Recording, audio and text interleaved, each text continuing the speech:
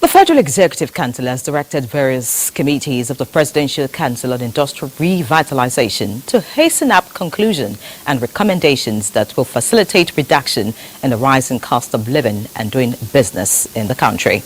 This was one of the major issues that received attention of the Council during its meeting this Wednesday. State House correspondent Musbao Dan Wahab has more. The Federal Executive Council opened a new chapter with the first meeting in year 2024, and the issues for consideration pointed toward goals for the year and the sense of urgency with which the Tinubu administration aims to work henceforth. A $1 trillion economy remains a priority goal the current administration is working at. It is only important to tackle any impediments along the way. Rising cost of goods and services and that of doing business in Nigeria comes in that direction, and it was among the issues that received attention of the highest decision-making body in the country.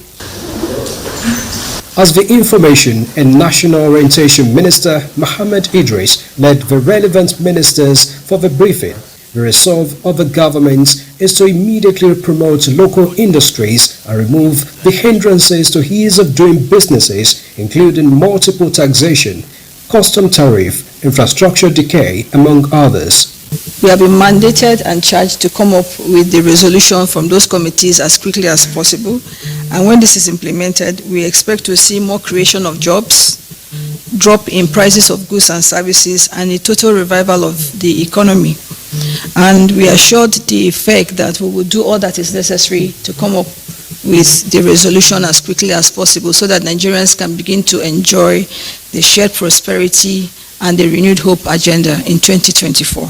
In the same direction, the cost of pharmaceutical production and the worsening human resources shortage resulting in soaring costs of products and services in the sector were also considered. An executive order is now being worked out to strengthen local manufacturing industries and healthcare regulatory bodies. Many entities have decided to withdraw, and some of the local manufacturers in Nigeria are struggling.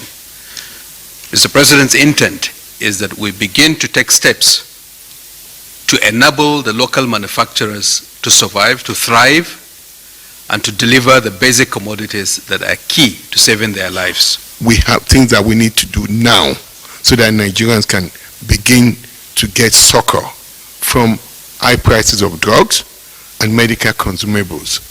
Those we're moving so quickly on. There's also the medium-term solution and long-term solution to protecting a manufacturing base. The federal government today approved the group life assurance for all federal government staff as submitted by the head of service.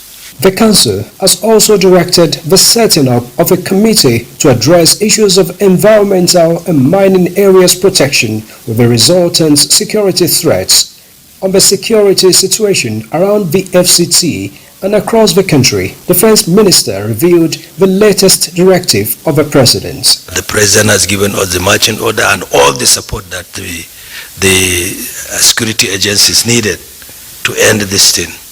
We want to call in the people to please manage kidnapping situation very intelligently and very quietly, because talking too much about it, more especially raising funds through the public media,